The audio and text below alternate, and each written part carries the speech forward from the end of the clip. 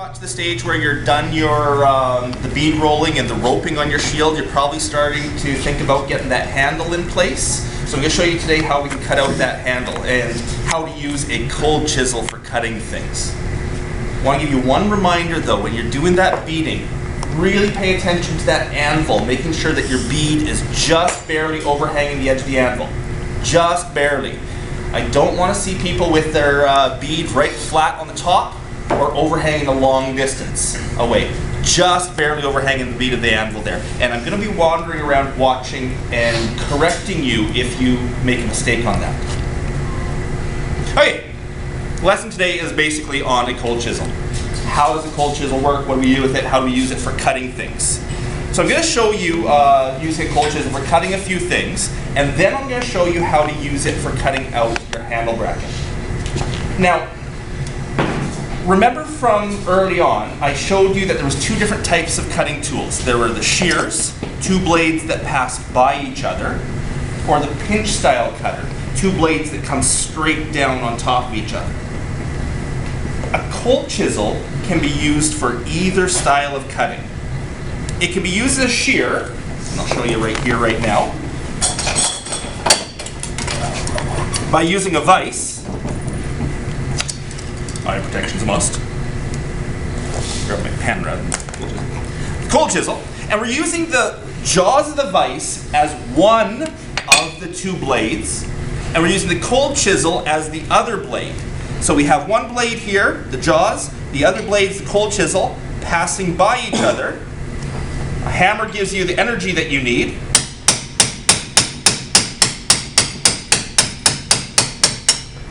And we can use it to shear metal off. This technique will be useful for some of you guys when you go and start doing some of your own projects if we have to cut a hole out of the center of a piece of sheet metal, because we can start our cut at any point, anywhere.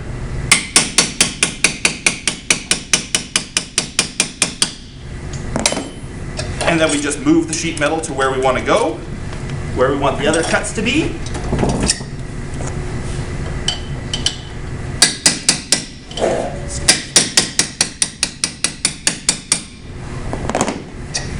Move it again. And we can cut holes right out of the center of a piece of sheet metal.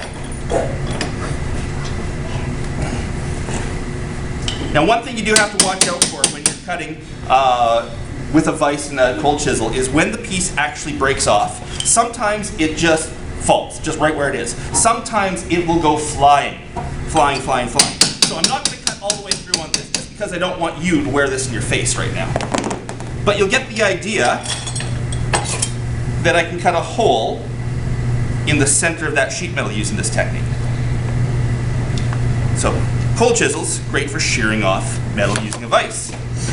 It can also be used as a pinch style cutter, pinching straight through something. We use a cutting plate, just a big block of steel. Don't use the anvils. This really marks up the surfaces of the plate, so I don't want my anvils marked up that bad. But we can use a cutting plate and a chisel, and now this is a pinch style. This is pinching straight down through, pinching between the plate and the cold chisel to cut things. We can pinch straight through. Now the problem with this here is it is going to send pieces flying, for sure. So I'm going to aim it right now so that this piece will go over that way. I need you two to move away. I'm going to put something right here to stop this from flying. What do I have here? Someone pass me one of those anvils.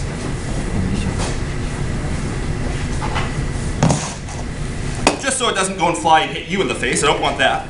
And then I can use this here to cut through this nail. And yes, it went flying.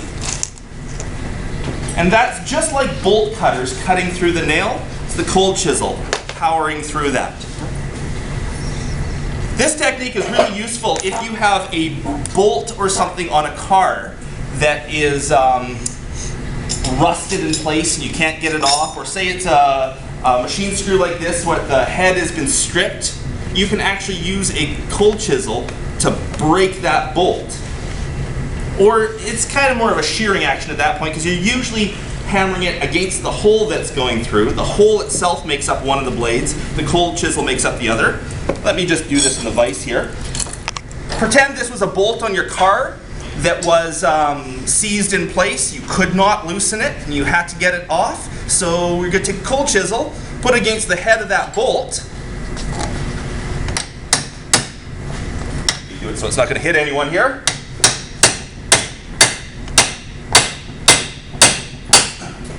It didn't go flying very far. And you can bust the heads of bolts off.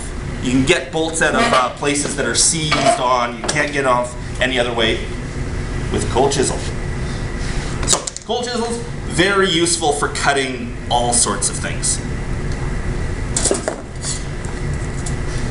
You guys are going to use it today to start cutting out some pieces on your handle brackets that the tin snips or Beverly shears can't get at. So, first thing you're going to do, take a pen, take the template's on the wall with the rest of them, and you're going to trace out 2 of them on the scrap pieces of metal left over from cutting out your shields. I got one traced already. I'll trace the other here. Be very accurate with your tracing, right down to the edge.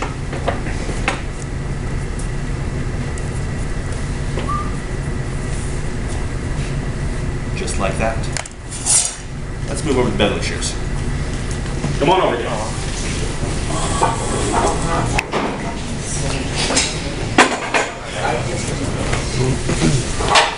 Come on over. Come on. Now this is the first operation where it's very critical that your piece is the exact same size and shape as the template itself. So when you go to cut this out, you have to cut to the inside edge of that Sharpie line. Not down the center of it, not on the outside, the inside edge of that Sharpie line. Very important here. If you don't cut it just the right size and shape as that template there, it won't fold up nicely for you. So very carefully here.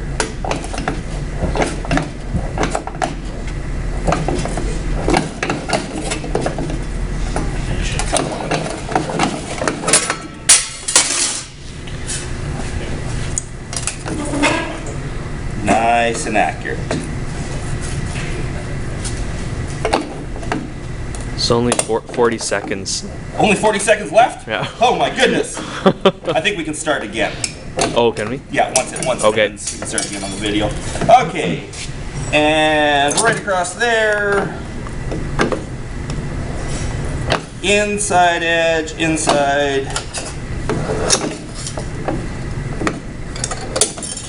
You'll notice I didn't cut the 2 notches out. I went straight across the bottom of them. With the Beverly shear, I'm going to make the 2 vertical cuts. Inside edge of the line. Inside edge. And then I'm going to move over to that cutting plate.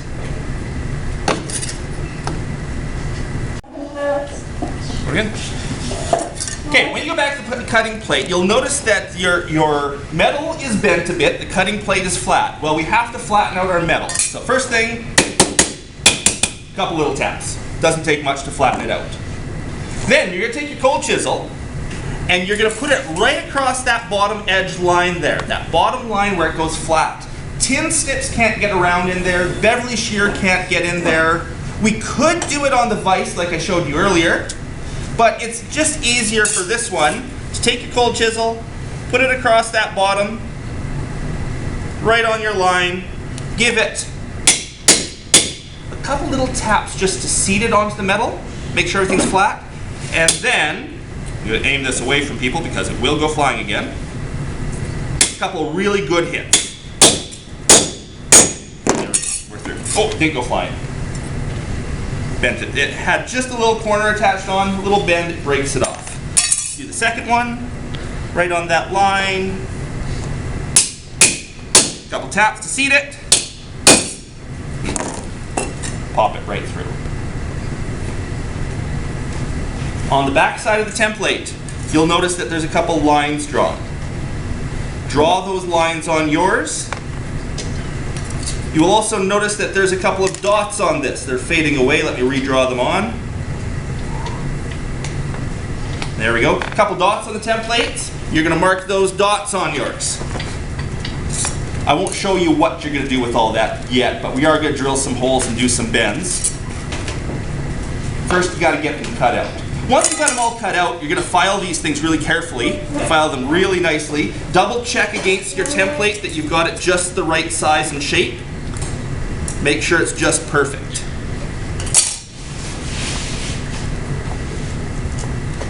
Does that all make sense to you guys? Okay, before I let...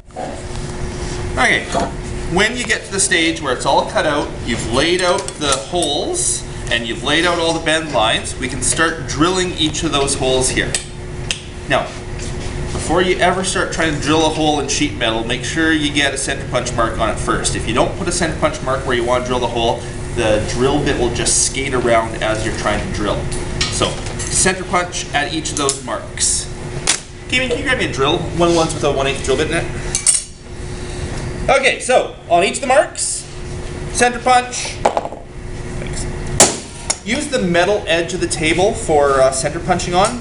If you do it on the wood has a lot of give to it, and you'll actually dent your metal fairly significantly. So use the metal edge. You'll notice it's one hit only, and I'm not murdering it, I'm just tapping it.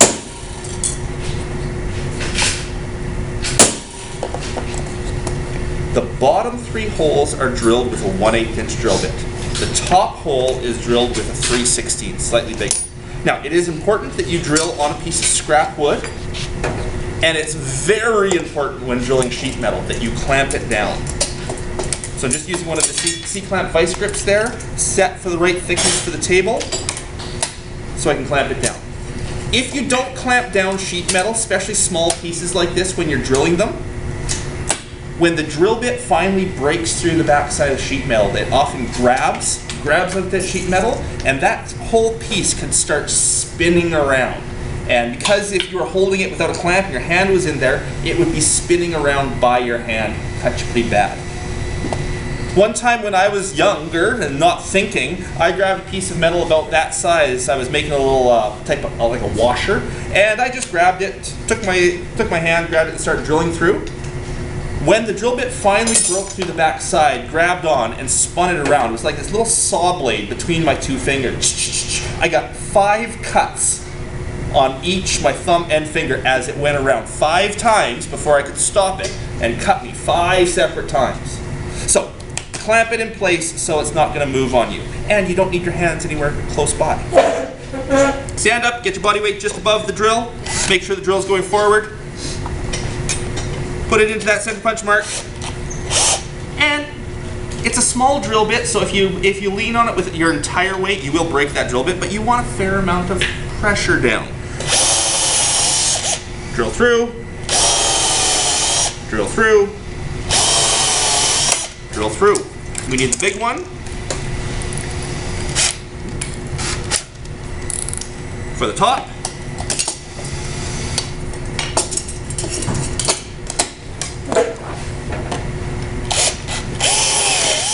Drill through. If you get nasty burrs in the back side, you can use a little file to just file off those nasty burrs. 4 holes on each. 1/8 in the in the center of each of the bottom tabs. 3/16 at the top, right where the template is marked. Everyone move over to the 10 Smith brake over there.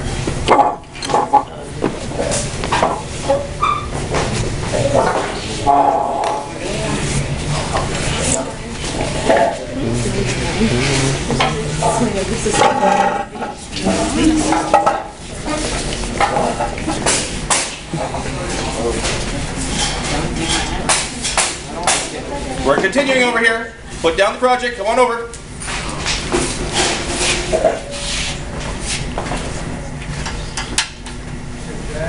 The next step will be to start bending the brackets in place.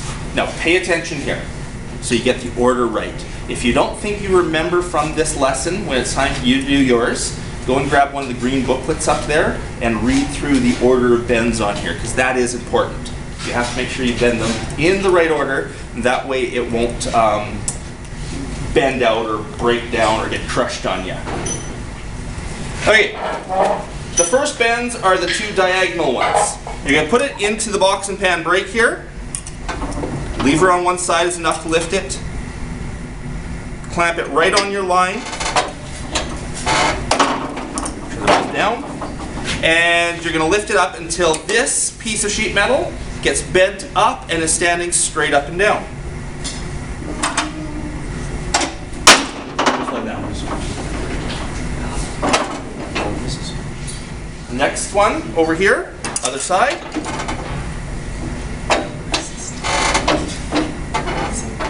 Get right on the line. Straight up and down. I'm going to grab an Allen key for this. I'll need that in a second. Use just one of these small crescent wrenches here to make the two little bends. The machine actually won't do these bends just right, but the crescent wrench will do it just nicely. You're going to put it right in here. Grab that little tab right on your line. Tighten off the crescent wrench so it's tight against that sheet metal there. And then just by hand, bend that tab down and flat.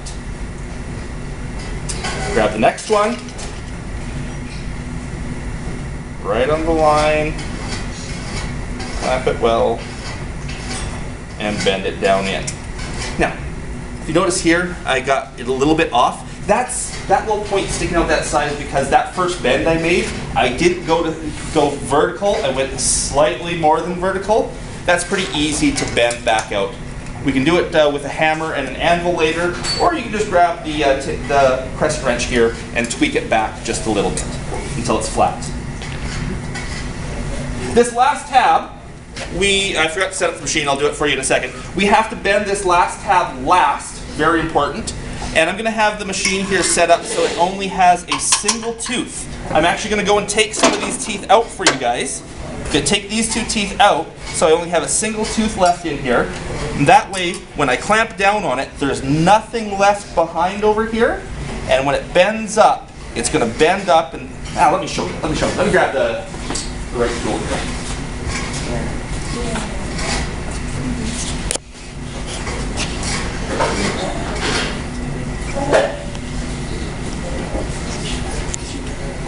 Describing it's no good. Let's actually show you.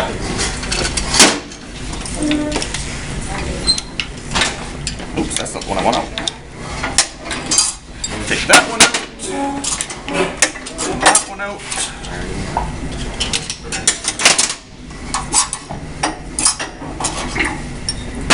Now, with this one tooth all by itself, I can clamp in on that center tab, lining it with my line. And now when I bend it up, the first few bends will go past into these gaps and they won't hit anything. If I did it over here, when I bent it up, these little tabs would hit into the teeth and crush the whole item. We don't want that. Over here, right on the line. Bend it up until it's vertical. And that's what you want your brackets to look like. Two just like that. Alrighty?